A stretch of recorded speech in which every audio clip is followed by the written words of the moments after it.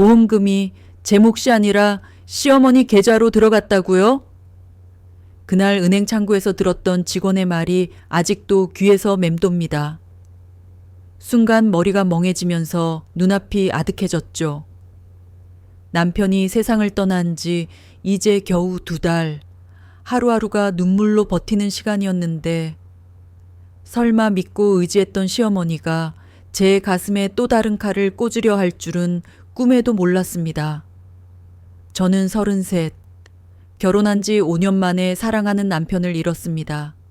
병원에서 갑작스럽게 쓰러진 그날 이후 모든 게 뒤틀리듯 흘러갔습니다. 장례를 치르며 눈물조차 다 말라버린 듯 했는데 이제는 슬픔을 추스르기도 전에 또 다른 고통이 제 앞에 닥쳐온 겁니다. 시어머니는 평소에 저를 크게 미워하거나 노골적으로 괴롭힌 적은 없었습니다. 하지만 늘 차갑고 무심한 태도였죠. 우리 집안에 맞지 않는 며느리라는 뉘앙스를 은근히 풍기면서 저를 그저 아들 옆에 따라붙은 그림자처럼 대하곤 했습니다. 그래도 저는 참았습니다. 남편만 곁에 있다면 어떤 서운함도 견딜 수 있었으니까요. 하지만 남편이 떠난 뒤 상황은 달라졌습니다. 장례식이 끝난 직후부터 시어머니의 태도가 조금씩 이상해졌습니다. 처음엔 몸은 괜찮으냐, 생활은 어떻게 할 거냐, 걱정해주는 듯 했지만 곧이어 집안 재산 이야기를 꺼내기 시작했습니다. 네가 혼자 어떻게 살겠니? 네가 가진 건 아무것도 없잖아. 그러니 보험금이라도 내가 관리하는 게 맞다. 그 말이 제 귀에 꽂히는 순간 가슴이 철렁 내려앉았습니다. 분명 남편은 생전에 제게 말했습니다. 혹시라도 내가 먼저 가면 네가 힘들지 않도록 보험금을 꼭 챙겨. 그건 네 삶을 지켜줄 안전망이니까. 그래서 저는 당연히 그 돈이 제게 돌아올 거라고 믿었죠. 그런데 은행에 확인해 보니 시어머니 명의로 입금이 되어 있었습니다. 게다가 관련 서류에는 제가 동의한 것처럼 서명이 되어 있었죠. 순간 온몸에 소름이 돋았습니다. 제 이름, 제 서명이었지만 저는 그런 문서에 서명한 적이 단 한 번도 없었습니다. 은행 직원은 조심스럽게 제게 말을 이어갔습니다. 고객님, 이게 조금 이상하긴 합니다. 제출된 서류가 원본이 아닌 복사본 위에 덧붙여진 흔적이 보여요. 혹시 직접 확인해 보시겠습니까? 그때부터 제 마음속에서 뭔가 잘못됐다는 직감이 확실해졌습니다. 누군가 의도적으로 조작을 한 겁니다.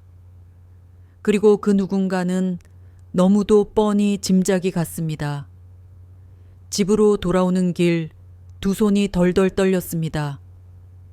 눈앞에는 남편이 마지막까지 웃어주던 얼굴이 스쳐 지나갔습니다. 당신이 날 지켜준다 했잖아. 그런데 이게 뭐야? 내가 또 싸워야 하는 거야? 그날 밤 저는 처음으로 분노에 휩싸여 잠을 이루지 못했습니다. 단순히 돈의 문제가 아니었습니다. 남편이 남긴 마지막 배려를, 남편이 제게 주고 싶었던 사랑의 증거를 시어머니가 빼앗아 간 거였으니까요. 가슴 깊은 곳에서 울컥 치밀어 오르는 억울함과 분노 속에서 저는 결심했습니다. 그래, 이대로 당할 수는 없어. 내가 끝까지 밝혀내고야 말 거야. 그 순간 제 안에서 무너져 있던 무언가가 다시 서서히 일어나기 시작했습니다. 다음 날 아침, 저는 깊은 숨을 내쉬며 친정 부모님 댁을 찾았습니다. 혼자 감당하기에는 너무 벅찼기 때문이죠. 오랜만에 보는 부모님 얼굴에 눈물이 왈칵 쏟아졌습니다. 어머니는 저를 꼭 끌어안으며 말씀하셨습니다. 지은아, 내 얼굴이 왜 이래? 무슨 일이야 말해봐. 저는 그제야 모든 걸 털어놓았습니다. 남편이 세상을 떠난 뒤 시어머니가 보험금을 가로챘다는 사실, 은행에서 확인한 조작된 서류까지. 말하는 내내 목이 메이고 눈물이 멈추질 않았습니다. 아버지는 한참을 듣다가 담배를 피우려다 멈추시며 차갑게 말씀하셨습니다. 이건 단순한 가정싸움이 아니다. 법적으로도 문제될 일이다. 너 혼자 두면 안 되겠구나. 그 말에 제 마음은 조금 놓였지만 동시에 현실이 너무 무겁게 다가왔습니다. 이제는 더 이상 단순히 며느리와 시어머니의 갈등이 아니라 법과 증거를 다뤄야 하는 싸움이 되어버린 겁니다.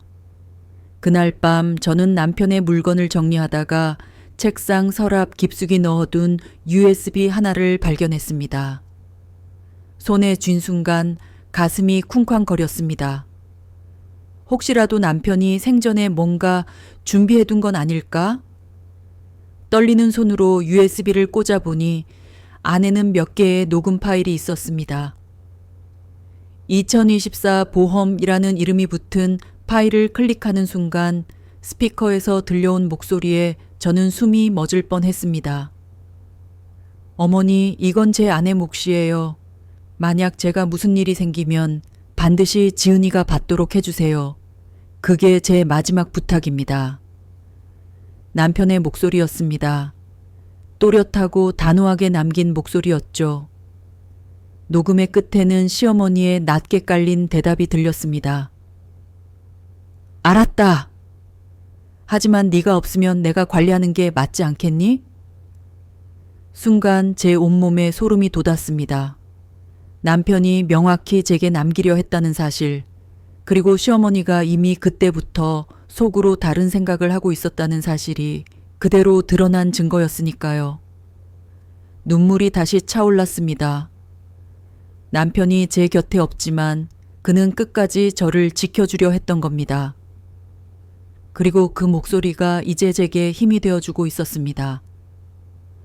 다음 날 저는 이 증거를 들고 은행을 다시 찾아갔습니다.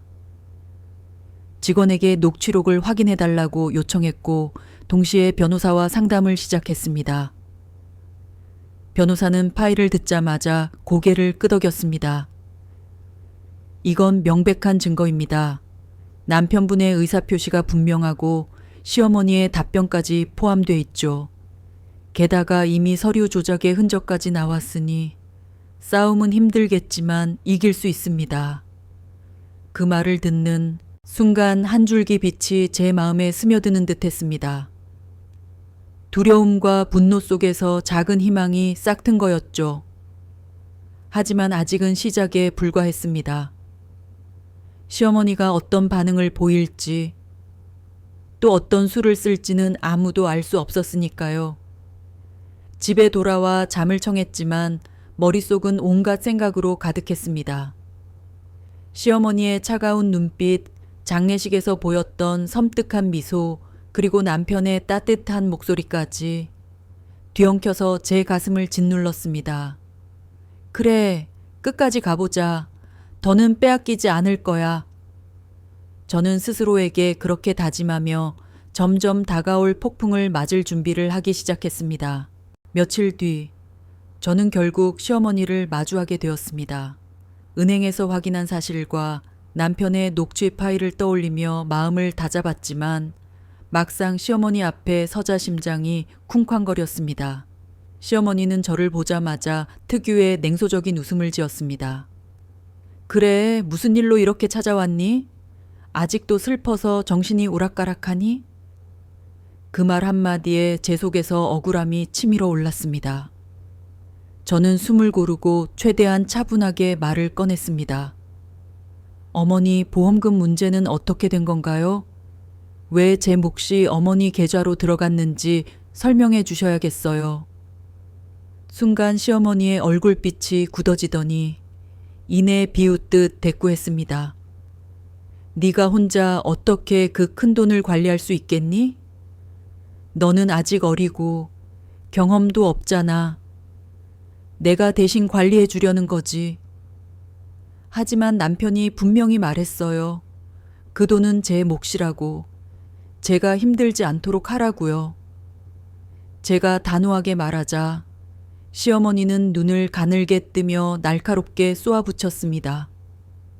그건 네가 그렇게 듣고 싶은 대로 들은 거겠지. 내 아들이 내게 부탁한 건 집안을 지켜달라는 거였어.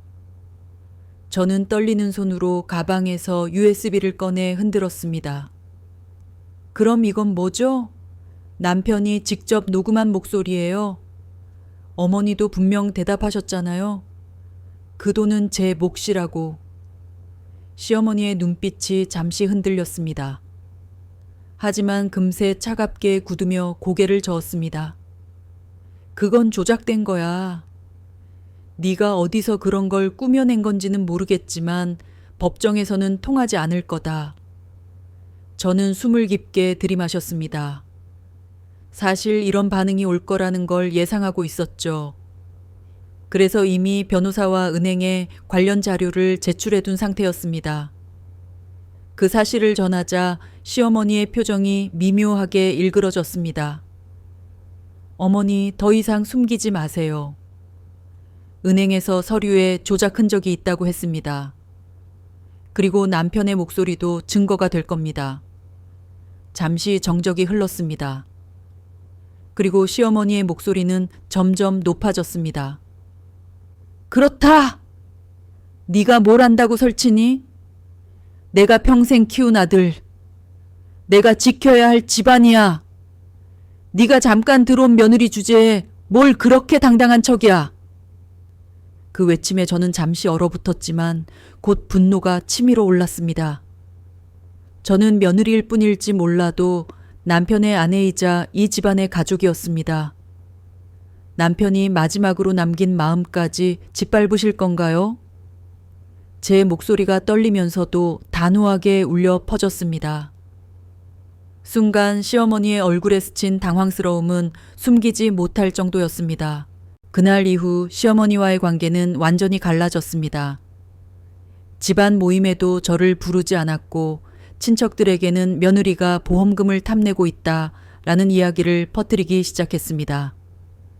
그 말들이 제 귀에 들어올 때마다 가슴이 찢어지는 듯 아팠습니다. 억울하고 분했지만 이제는 두려움보다 분노가 더 컸습니다. 남편의 목소리가 제 마음속에서 계속 울리고 있었으니까요. 지은아, 네가 꼭 챙겨. 내 삶을 위해서. 저는 다시 마음을 다잡았습니다. 이제는 더 이상 혼자가 아니었습니다. 부모님, 변호사, 그리고 무엇보다 남편의 마지막 목소리가 제 편에 서 있었으니까요. 그날 이후 시어머니는 노골적으로 저를 몰아붙이기 시작했습니다. 집안 어른들이 모이는 자리에 일부러 저를 불러내더니 모두가 듣는 앞에서 날선 목소리로 말했습니다. 여러분, 보세요. 이 며느리가 제 아들의 보험금을 자기 차지로 만들려고 발버둥을 치고 있습니다. 제가 서류를 다 정리했는데 얘가 무슨 근거로 나를 몰아붙이는지 모르겠어요. 순간 방 안은 술렁였습니다.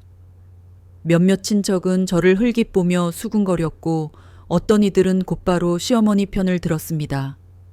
아이고, 그래도 집안 어른이 관리하는 게 맞지 않나? 며느리가 아직 젊으니 혹시라도 잘못 굴릴까봐 그러시는 거지. 저는 속으로 피가 거꾸로 솟는 것 같았지만 애써 차분히 대답했습니다. 저도 알고 있습니다. 큰 돈을 관리하는 게 얼마나 무겁고 힘든 일인지. 하지만 남편은 분명히 말했습니다. 이 돈은 제 몫이라고요. 저를 위해 준비한 거라고요. 시어머니는 비웃듯 고개를 저었습니다. 꺼봐라. 증거도 없으면서 남편이 그랬다. 남편이 말했다. 허황된 소리만 하지 않니? 저는 잠시 숨을 고른 뒤 눈빛을 반짝이며 대꾸했습니다. 증거가 있습니다. 남편의 목소리도 은행의 기록도 다 있습니다. 그 순간 방 안이 조용해졌습니다. 친척들의 시선이 제게 쏠렸습니다. 하지만 시어머니는 눈 하나 깜짝하지 않고 오히려 소리를 질렀습니다. 다 조작이야. 며느리가 지 혼자 살려고 꾸며낸 거라고. 저는 치밀어 오르는 분노의 목소리를 높일 뻔했지만 꾹 참고 차분하게 말했습니다. 그렇다면 법정에서 가려보면 되겠네요. 저는 이미 변호사와 상의했고 모든 자료를 제출했습니다. 제 말이 끝나자 시어머니의 얼굴이 굳어지며 한순간 당황한 기색을 보였습니다. 그러나 이내 억지 미소를 지으며 분위기를 수습하려 애썼습니다. 아이고, 내가 괜히 흥분했네. 괜히 가족끼리 법정 운운할 게 뭐 있겠니? 하지만 이미 친척들은 눈치를 채기 시작했습니다. 뭔가 이상하다는 기류가 모임 전체를 감쌌습니다. 집으로 돌아오는 길, 저는 눈물이 쏟아졌습니다. 그 자리에서 당당히 맞섰다는 뿌듯함과 함께 여전히 제 앞에 놓인 싸움이 두렵기도 했습니다. 하지만 이제는 물러설 수 없었습니다. 밤이 깊어갈수록 남편의 목소리가 다시금 제 귓가에 맴돌았습니다. 꼭 지켜. 내가 없더라도 넌 혼자가 아니야. 그 목소리가 제게 힘을 주었습니다. 이제는 분명했습니다. 이 싸움은 단순히 돈 때문이 아니라 남편의 마지막 뜻과 제 삶의 존엄을 지키기 위한 싸움이라는 것을요. 며칠 뒤 뜻밖의 일이 벌어졌습니다. 시어머니가 갑자기 전화를 걸어온 겁니다. 목소리는 달콤할 정도로 부드러웠습니다. 지은아, 내가 괜히 흥분해서 그랬다. 사실은 너도 힘들 텐데 우리 그냥 좋게 넘어가자. 보험금은 내가 잠시 관리하다가 네가 필요할 때 조금씩 줄게. 순간 제 손에 쥔 휴대폰이 부들부들 떨렸습니다. 남편이 남긴 유산을 필요할 때 조금씩 준다니 마치 저를 어린아이 취급하며 시혜라도 베푸는 듯한 말투였습니다. 저는 단호하게 대답했습니다. 어머니, 그건 남편이 제게 남긴 마지막 선물이에요. 관리가 필요하다면 제가 직접 할 겁니다. 제가 받아야 할 몫이니까요. 잠시 정적이 흘렀습니다. 그리고 시어머니의 목소리는 곧 차갑게 변했습니다. 좋아. 네가 그렇게 나오겠다면 나도 더는 가만히 있지 않을 거야. 친척들에게 네가 어떤 애인지 다 알릴 거다. 전화를 끄는 순간 가슴이 먹먹해졌습니다. 하지만 곧 저는 스스로를 다독였습니다. 이미 각오한 일이었으니까요. 그날 밤 부모님과 상의하던 중 아버지가 조용히 말씀하셨습니다. 지은아, 네가 힘들겠지만 이번 일은 네가 끝까지 밀고 가야 한다. 그래야 다시는 이런 일을 당하지 않는다. 저는 고개를 끄덕였습니다. 두렵지만 더는 물러설 수 없었습니다. 며칠 뒤 저는 변호사와 함께 본격적인 준비를 시작했습니다. 은행 기록, 조작된 서류, 그리고 남편의 녹취 파일까지 하나하나 모아 법원에 제출했습니다. 그 과정에서 알게 된 사실은 제 심장을 또 한 번 무겁게 짓눌렀습니다. 시어머니가 보험금 서류를 위조하면서 제 인감 도장을 몰래 사용했다는 겁니다. 제가 남편과 결혼할 때 만든 도장을 어느 날 시어머니가 빌려가더니 돌려주지 않았던 게 떠올랐습니다. 그때 이미 계획했구나. 분노와 배신감이 밀려왔습니다. 제게 아들을 맡겨달라고 울던 눈물이 가짜였던 걸까? 남편이 떠난 지 채 몇 달도 되지 않아 저를 이용해 돈을 가로챌 생각만 했던 걸까? 눈물이 또르르 흘러내렸습니다. 하지만 그 눈물 속에서 다시금 결심이 단단해졌습니다. 며칠 후 첫 재판 날이 다가왔습니다. 법정에 들어서는 순간 제 다리는 후들거렸지만 고개만큼은 꼿꼿이 들었습니다. 시어머니는 변호사를 대동하고 나타났습니다. 제게 흘긴 눈길을 주더니 마치 이길 수 있다는 듯 미소를 지었습니다. 하지만 저는 알고 있었습니다. 진실은 제 편이라는 것을, 그리고 곧 그 진실이 세상에 드러날 거라는 것을. 재판정하는 긴장감으로 가득 차 있었습니다. 판사의 목소리가 울려 퍼지자 제 심장은 요동치듯 뛰었습니다. 시어머니는 당당한 표정으로 앉아 있었고 주변에 앉은 친척 몇 명도 저를 향해 곱지 않은 시선을 보냈습니다. 변호사가 먼저 제 입장을 대변했습니다.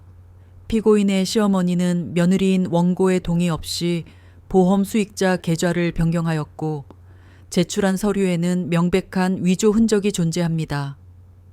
원고는 이미 이를 입증할 은행 기록과 음성 파일을 확보하였습니다. 판사는 고개를 끄덕이며 시어머니 쪽을 바라보았습니다. 그러자 시어머니는 조금도 흔들리지 않는다는 듯 고개를 빳빳이 들고 대답했습니다. 저는 그저 며느리가 혼자 큰돈을 감당하기 어려울까봐 대신 관리하려 한 겁니다. 제 아들이 생전에 저에게 부탁했거든요. 엄마, 지은이는 아직 어린이 당신이 잘 지켜달라고 말이죠. 그 말의 순간 저는 숨이 막히는 것 같았습니다. 어떻게 그렇게 태연하게 거짓말을 할 수 있을까요? 하지만 저는 곧바로 가방 속 USB를 꺼냈습니다. 변호사가 법정에 증거로 제출하자 재판정 안은 조용해졌습니다. 스피커에서 남편의 목소리가 흘러나왔습니다. 어머니, 이건 제 아내 몫이에요. 제 아내가 힘들지 않도록 꼭 지켜주세요. 그리고 이어진 시어머니의 낮게 깔린 대답. 알았다. 하지만 네가 없으면 내가 관리하는 게 맞지 않겠니? 법정 안은 순간 얼어붙은 듯 정적에 휩싸였습니다. 시어머니의 얼굴이 굳어졌고 친척들의 표정도 하나둘 바뀌기 시작했습니다. 판사는 곧바로 시어머니에게 질문을 던졌습니다. 지금 들으신 음성 파일에 대해 피고께서는 어떻게 설명하시겠습니까? 시어머니는 손을 부들부들 떨며 대답했습니다. 그건 조작된 거예요. 며느리가 일부러 꾸며낸 겁니다. 그러나 판사는 차갑게 고개를 저었습니다. 조작 여부는 감정인을 통해 확인하겠습니다. 하지만 지금 단계에서 볼 때 목소리의 위조 가능성은 극히 낮습니다.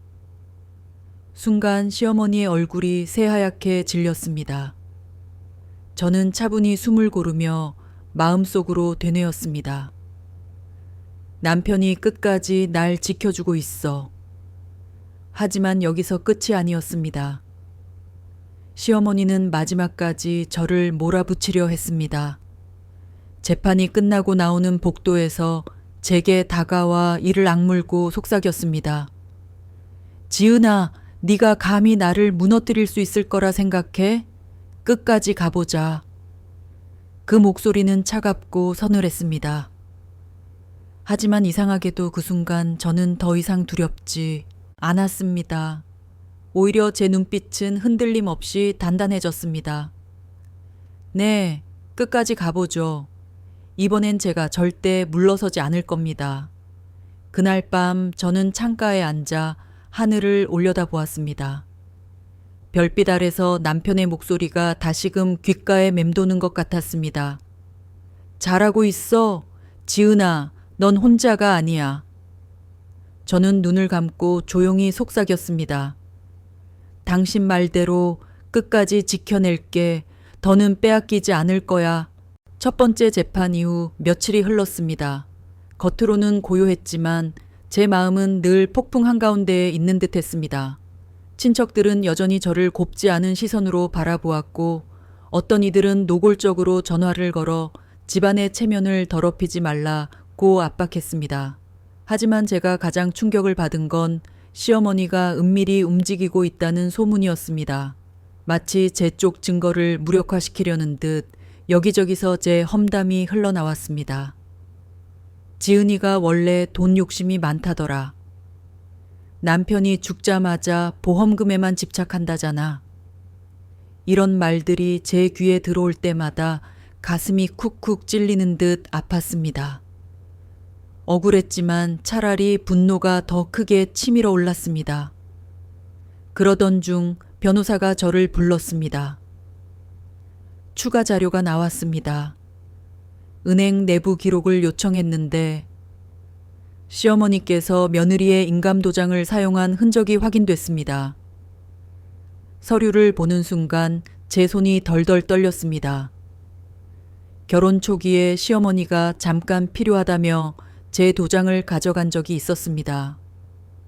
돌려주지 않아 몇 번이나 요구했지만 늘 집에 어디 둔 것 같다며 얼버무리셨죠. 그게 결국 이런 사태로 이어진 거였습니다.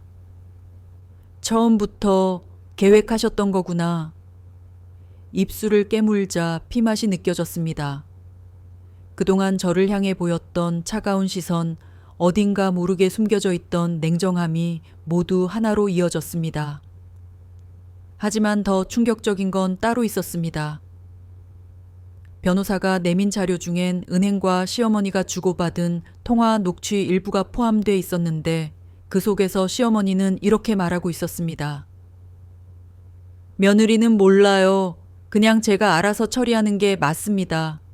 제 아들이 원한 거니까요. 저는 눈물이 왈칵 쏟아졌습니다. 남편이 남긴 마지막 배려를 빼앗아 가면서도 아들을 위해서라는 명분을 내세우고 있었다니 이보다 더 잔인할 수 있을까요? 그러나 동시에 이건 분명한 증거였습니다. 이제 더 이상 부인할 수 없는 흔적이 남은 거죠. 그날 밤 부모님 댁에서 어머니는 제 손을 꼭 잡고 말씀하셨습니다. 지은아, 너는 잘못한 게 없어. 끝까지 당당하게 싸워. 네 편에는 네 아버지, 나 그리고 하늘에서 보고 있는 남편이 있어. 저는 눈물을 훔치며 고개를 끄덕였습니다. 그러나 마음 한편에는 두려움도 있었습니다. 시어머니는 절대 쉽게 물러날 분이 아니었습니다. 분명 더 강하게 방역할 거라는 예감이 제 등을 서늘하게 만들었습니다. 그리고 그 예감은 며칠 뒤 현실이 되어 다가왔습니다. 예상대로 시어머니는 가만히 있지 않았습니다. 두 번째 재판을 앞둔 어느 날 제 휴대폰으로 낯선 번호가 걸려왔습니다. 받자마자 들려온 목소리는 차갑고 비아냥거렸습니다. 지은 씨, 남편 돈 가지고 뭐 그리 호들갑이에요? 죽은 사람은 말이 없는데 산 사람이 알아서 챙기는 게 당연한 거 아닌가요? 순간 온몸이 얼어붙었습니다. 목소리의 주인공은 다름 아닌 시어머니의 지인이었습니다. 그 사람은 집안 어른들 모임에서 영향력이 있는 인물이었죠. 시어머니가 뒤에서 저를 흠집 내려 움직이고 있는 게 분명했습니다. 저는 떨리는 목소리로 대꾸했습니다. 그건 남편이 제게 남긴 마지막 마음이에요. 누구도 함부로 빼앗을 수 없습니다. 하지만 상대는 비웃듯 전화를 끊어버렸습니다. 그날 밤 잠을 이루지 못한 채 뒤척이다가 저는 변호사에게 모든 상황을 알렸습니다. 변호사는 잠시 생각하더니 단호하게 말했습니다. 이제는 본격적으로 결판을 낼 때입니다. 다음 재판에서 모든 증거를 공개하죠. 상대가 어떤 방역을 준비했든 우리가 가진 자료는 흔들리지 않습니다. 그리고 드디어 두 번째 재판날이 다가왔습니다. 법정에 들어서자 시어머니는 자신감에 찬 표정으로 앉아 있었습니다. 이번에는 새로 선임한 변호사까지 대동하고 있었죠. 판사가 개정을 알리자 시어머니 측 변호사가 먼저 주장했습니다. 원고가 제출한 음성 파일은 신빙성이 떨어집니다. 편집 가능성이 있으며 제출된 서류 또한 원본이 아니기 때문에 법적 효력이 약합니다. 잠시 법정 분위기가 술렁였지만 제 변호사는 곧바로 방역했습니다. 그래서 저희는 국립감정원에 정밀 감정을 의뢰했습니다. 결과는 명확합니다. 음성 파일은 편집된 흔적이 전혀 없으며 녹음 당시의 원본 그대로입니다. 말이 끝나자 감정 결과 보고서가 판사 앞에 제출되었습니다. 판사가 보고서를 확인하며 고개를 끄덕이자 시어머니의 얼굴이 순식간에 굳어졌습니다. 이어 변호사는 추가 증거를 꺼냈습니다. 그리고 여기 은행 내부 기록이 있습니다. 피고가 며느리의 인감도장을 사용해 서류를 제출한 사실이 확인되었습니다. 법정안이 다시 한번 술렁였습니다. 판사는 곧 시어머니를 바라보며 물었습니다. 피고 이 사실을 인정하십니까? 순간 시어머니는 안색이 하얗게 질리더니 손수건으로 식은땀을 훔쳤습니다. 하지만 이내 떨리는 목소리로 억지 변명을 늘어놓았습니다. 그건 집안의 편의를 위해 잠시 빌려 쓴 것뿐입니다. 나쁜 의도는 없었습니다. 그러나 그 변명은 아무런 힘도 갖지 못했습니다. 판사의 표정은 이미 굳어 있었고 방청석에 있던 친척들의 시선도 점점 싸늘해져 갔습니다. 그 순간 제 가슴 속에서는 복잡한 감정이 요동쳤습니다. 아직 끝난 건 아니었지만 드디어 진실이 드러나고 있다는 확신이 밀려왔습니다. 그리고 바로 그때였습니다. 변호사가 마지막 카드를 꺼내 들었습니다. 추가로 원고가 보관 중인 통화 녹취를 증거로 제출하겠습니다. 피고께서 은행과 통화하며 며느리는 모른다, 내가 처리한다 라고 발언하신 내용이 담겨 있습니다. 순간 법정 안은 폭풍 같은 정적에 휩싸였습니다. 시어머니의 눈빛이 크게 흔들리며 저를 향해 꽂혔습니다. 저는 그 시선을 똑바로 받아내며 속으로 다짐했습니다. 이제야 진짜 싸움의 막이 올랐다. 당신의 거짓은 오늘 여기서 끝날 거예요. 법정 안 공기는 숨조차 제대로 쉬기 어려울 만큼 팽팽했습니다. 변호사가 녹취록을 틀자 차갑고 분명한 시어머니의 목소리가 흘러나왔습니다. 며느리는 몰라요. 그냥 제가 알아서 처리하는 게 맞습니다. 제 아들이 원한 거니까요. 그 순간 방청석 여기저기서 탄식이 터져 나왔습니다. 몇몇 친척들은 서로 눈을 마주치며 고개를 저었고 어떤 이들은 얼굴을 붉히며 당혹스러워했습니다. 판사의 시선이 곧장 시어머니에게 향했습니다. 지금 이 녹취 내용이 사실입니까? 피고께서 은행 직원에게 직접 하신 말씀 아닙니까? 시어머니는 한동안 아무 말도 하지 못했습니다. 입술만 파르르 떨릴 뿐이었죠. 그러다 겨우 입을 열었지만 그 목소리는 이미 힘을 잃어 있었습니다. 그건 집안 체면을 생각해서 내가 맞는 게 옳다고 생각했을 뿐입니다. 하지만 판사는 단호했습니다. 가족 문제라 해도 법을 어길 수는 없습니다. 지금까지 제출된 증거와 진술을 종합했을 때 피고의 행위는 명백히 사기와 문서 위조에 해당합니다. 순간 제 눈에서 뜨거운 눈물이 왈칵 흘러내렸습니다. 그동안 견뎌왔던 억울함과 분노가 한순간에 터져나오는 것 같았습니다. 시어머니는 당황한 듯 저를 바라봤습니다. 하지만 그 눈빛은 더 이상 예전의 당당함이 아니었습니다. 공포와 불안 그리고 무너져 내리는 기색이 그대로 드러나 있었습니다. 방청석에 있던 친척 중 한 분이 낮은 목소리로 중얼거렸습니다. 세상에, 우리가 그동안 지은이를 오해했구나. 그 말을 듣는 순간 제 가슴은 벅차오르면서도 동시에 쓰라렸습니다. 오랫동안 저를 의심하고 손가락질했던 사람들, 하지만 이제는 그들 앞에서도 당당할 수 있었습니다. 재판이 끝나고 법정 밖으로 나오자 시어머니는 여전히 저를 향해 날선 눈빛을 보냈습니다. 그러나 그 눈빛에는 더 이상 힘이 없었습니다. 오히려 자신이 무너져가고 있다는 걸 스스로도 알고 있는 듯 했습니다. 저는 담담하게 시어머니를 바라보며 말했습니다. 어머니, 이제는 그만하세요. 남편이 남긴 마지막 마음까지 짓밟으시려 하신다면 그건 어머니 자신을 더 무너뜨리는 일일 뿐이에요. 시어머니는 대꾸하지 못한 채 고개를 돌렸습니다. 그 순간 제 안에서 뭔가가 풀어지는 듯한 해방감을 느꼈습니다. 물론 싸움은 아직 끝나지 않았습니다. 최종 판결이 남아 있었고 시어머니가 또 어떤 수를 쓸지 알 수 없었으니까요. 하지만 분명한 건 하나였습니다. 이제는 더 이상 제가 두려움에 떨던 며느리가 아니라는 것. 남편의 목소리, 부모님의 응원, 그리고 제 아내 결심이 저를 단단하게 세우고 있었습니다. 그리고 저는 마음속으로 조용히 속삭였습니다. 당신, 보고 있지? 이제 곧 모든 게 끝나. 그리고 나는 꼭 당신이 원했던 대로 살아낼 거야.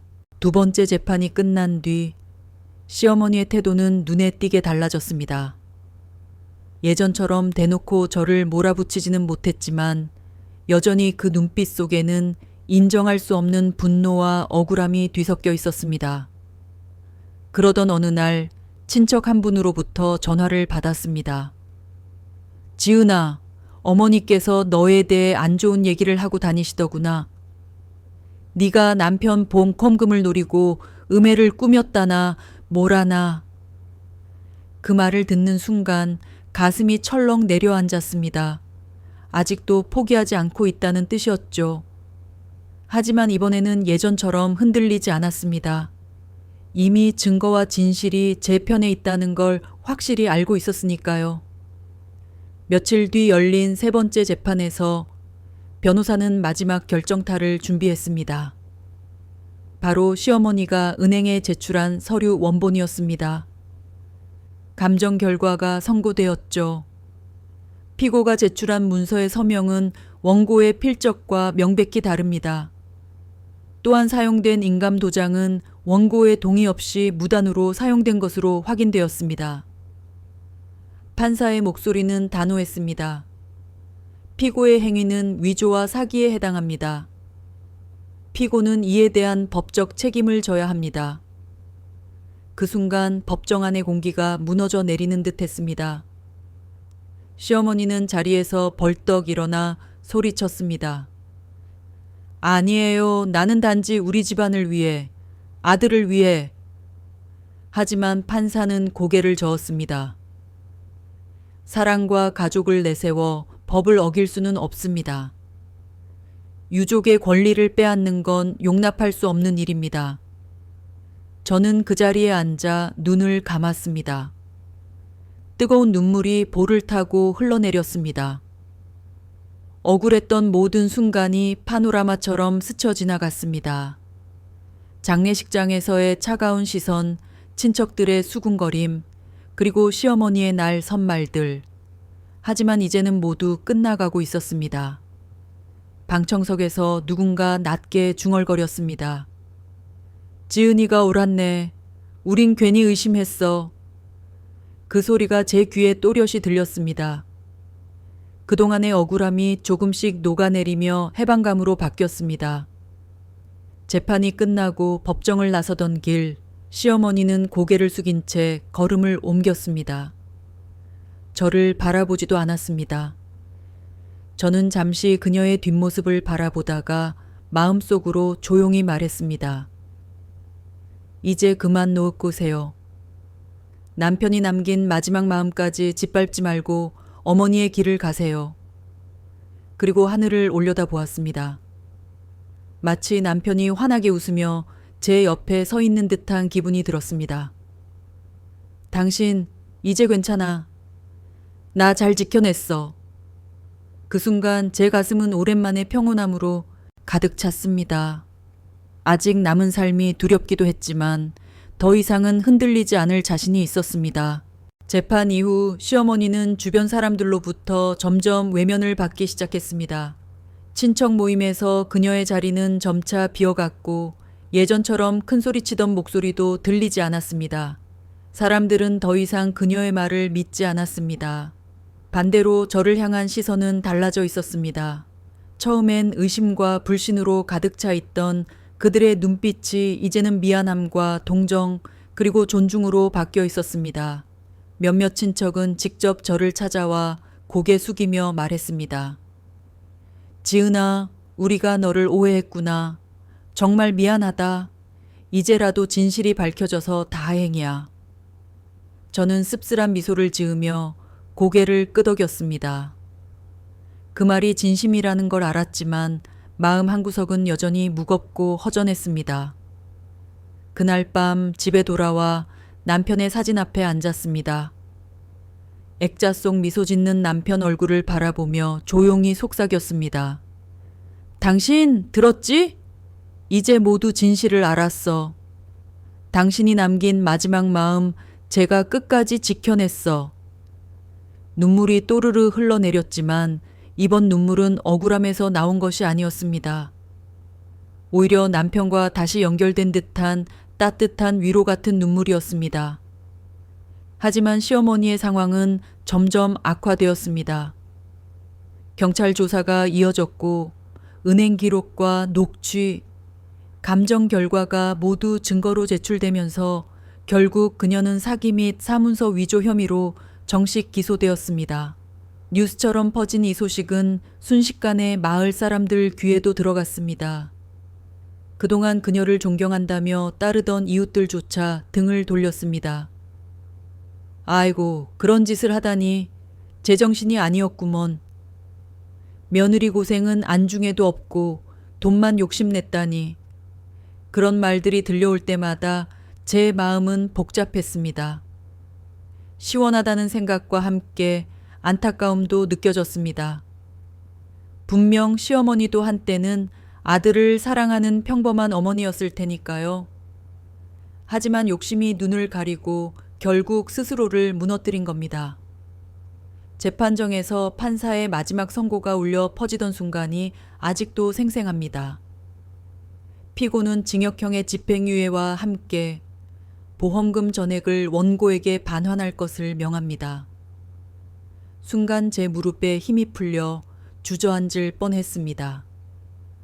모든 고통과 억울함이 한순간에 무너져 내리듯 흩어졌습니다. 시어머니는 그 자리에서 아무 말도 하지 못했습니다. 그저 굳은 얼굴로 고개를 숙였을 뿐이었죠. 저는 조용히 눈을 감으며 마음속으로 중얼거렸습니다. 남편, 이제 정말 끝났어. 당신이 원했던 대로 됐어. 판결이 내려진 뒤 제 삶은 서서히 안정을 되찾기 시작했습니다. 무엇보다 남편이 남긴 보험금이 제 손에 돌아왔다는 사실이 가장 큰 안도감을 주었습니다. 돈 그 자체보다도 그것은 남편이 마지막까지 저를 위해 남긴 사랑과 신뢰의 증거였으니까요. 하지만 시어머니의 상황은 반대였습니다. 집안에서조차 완전히 고립된 채 홀로 남겨지게 된 겁니다. 친척들은 더 이상 그녀를 두둔하지 않았고 이웃들 또한 멀리했습니다. 사람들의 시선은 싸늘했고 시어머니는 예전의 당당함을 잃은 채 점점 초라해져 갔습니다. 저는 마음속 깊은 곳에서 복잡한 감정을 느꼈습니다. 분명 시어머니는 저를 철저히 배신했고 법을 어기면서까지 제 삶을 짓밟으려 했습니다. 그에 대한 대가를 치르는 건 당연했습니다. 하지만 한편으로는 남편의 어머니라는 사실이 자꾸만 제 마음을 무겁게 만들었습니다. 어느 날 장례식장에서 마지막으로 본 남편의 얼굴이 떠올랐습니다. 그리고 그 곁에서 울던 시어머니의 모습도 함께 떠올랐습니다. 그 눈물은 거짓이었을까? 아니면 욕심과 슬픔이 뒤엉켜 있던 걸까? 저는 남편 사진 앞에 앉아 조용히 속삭였습니다. 당신, 나 이제는 조금 마음이 편해졌어. 하지만 어머니를 완전히 미워하기만 하긴 어려워. 당신의 어머니잖아. 그날 이후 저는 시어머니와 직접적인 연락을 끊었습니다. 다만 친척을 통해 가끔 소식을 들을 뿐이었죠. 그녀는 여전히 고개를 숙인 채 지낸다고 했습니다. 저는 제 삶에 집중하기로 했습니다. 회사로 다시 복귀했고 작은 집을 정리하면서 새로운 시작을 준비했습니다. 남편이 곁에 없다는 사실은 여전히 가슴 아팠지만 이제는 그의 목소리가 제 안에서 힘이 되어주고 있었습니다. 네가 꼭 지켜. 네 삶을 위해서. 남편의 말처럼 저는 제 삶을 스스로 지켜내야 했습니다. 더 이상 누구에게도 휘둘리지 않고 제 몫을 당당히 챙기며 살아가야 했습니다. 친구들이 제 곁에서 많이 도와주었습니다. 너 이제는 훨씬 강해진 것 같아. 라는 말이 제 마음에 깊이 와 닿았습니다. 맞습니다. 이번 사건을 겪으면서 저는 이전의 제가 아니게 된 겁니다. 억울함 속에서 주저앉던 사람이 아니라 끝까지 싸워 이겨내는 사람이 된 거죠. 시간이 조금 흐르자 저는 이번 일을 통해 큰 깨달음을 얻었습니다. 처음엔 단순히 보험금을 지켜야 한다는 생각으로 싸움을 시작했지만 돌이켜보니 그것은 단지 돈의 문제가 아니었습니다. 남편이 남긴 마지막 뜻을 존중하고 제 삶을 지켜내는 일이었죠. 그리고 더 중요한 건 누군가의 욕심과 거짓 앞에서 절대 고개 숙이지 않는 용기를 배우게 되었다는 것입니다. 가끔은 이런 생각도 들었습니다. 만약 내가 그냥 포기했더라면? 그랬다면 사람들은 여전히 제가 돈에 집착하는 며느리라고 오해했을 것이고 남편의 마지막 마음은 영영 사라져 버렸을 겁니다. 그리고 저는 제 자신을 평생 원망하며 살았을지도 모릅니다. 하지만 끝까지 버틴 덕분에 저는 진실을 지켰고 남편의 사랑을 지켜냈습니다. 이번 사건은 제게 큰 교훈을 주었습니다. 첫째, 가족이라는 이름으로도 결코 넘어서는 안 되는 선이 있다는 것. 사랑과 신뢰가 없는 가족은 오히려 가장 큰 상처를 주기도 한다는 것. 둘째, 억울함을 참는 것만이 미덕은 아니라는 것. 때로는 목소리를 높이고 당당히 싸워야 한다는 것을 배웠습니다. 저는 이 이야기를 듣는 분들께 꼭 전하고 싶습니다. 여러분 절대 스스로의 권리를 포기하지 마세요. 누군가 억울하게 빼앗으려 한다면 끝까지 지켜내야 합니다. 그것이 여러분의 삶을 존중하는 길입니다. 그리고 또 하나, 가족이란 이름으로도 누군가의 욕심을 정당화할 수는 없습니다. 진정한 가족은 서로를 지켜주는 존재이지 빼앗는 존재가 아닙니다. 그 말을 하면서 제 가슴은 묘하게 시원해졌습니다. 마치 이 긴 싸움을 통해 제 안에 쌓여있던 응어리가 조금씩 풀려나가는 것 같았습니다. 이제 저는 제 이야기를 많은 사람들과 나누고 싶어졌습니다.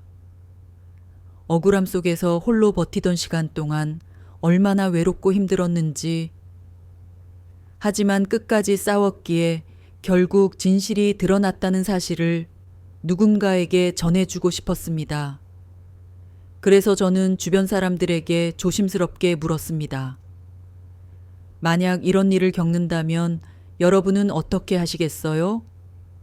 의외로 많은 사람들이 깊은 공감을 보였습니다. 나도 비슷한 일을 겪은 적 있어.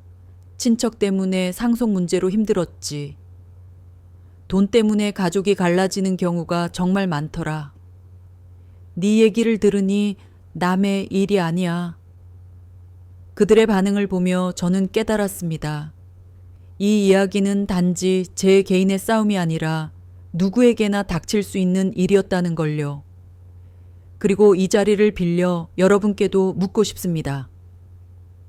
여러분이라면 제 상황에서 어떻게 하셨을까요? 만약 가족이라는 이름으로 억울하게 빼앗긴다면 그냥 참으셨을까요? 아니면 저처럼 끝까지 싸우셨을까요? 여러분의 생각이 궁금합니다. 혹시 비슷한 경험이 있다면 꼭 나누어 주세요. 누군가의 이야기가 또 다른 누군가에게 큰 힘이 될 수 있으니까요. 저는 다시 한번 다짐합니다. 이제 더는 두려워하지 않을 거야.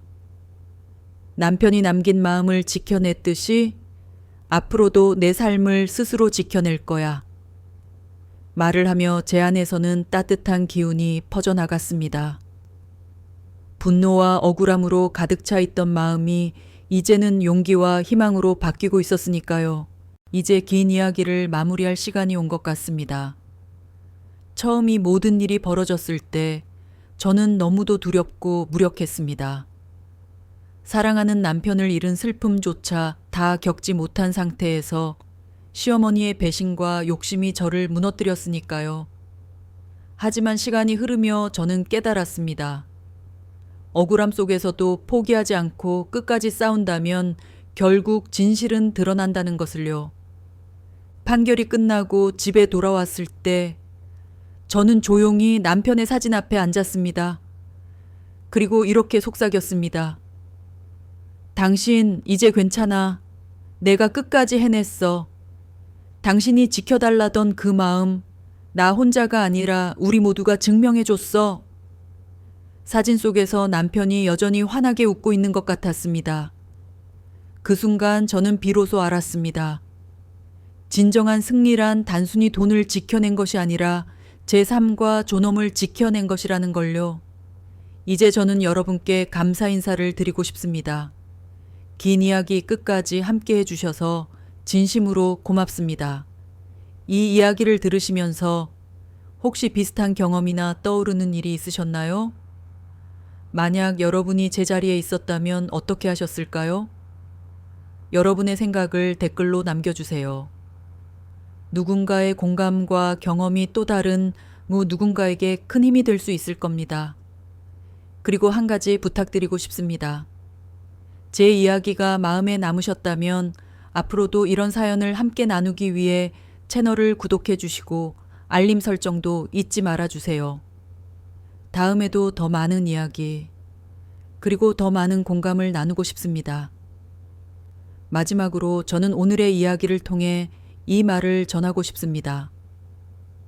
가족이라 해도 욕심과 거짓이 앞선다면 더 이상 가족일 수 없습니다.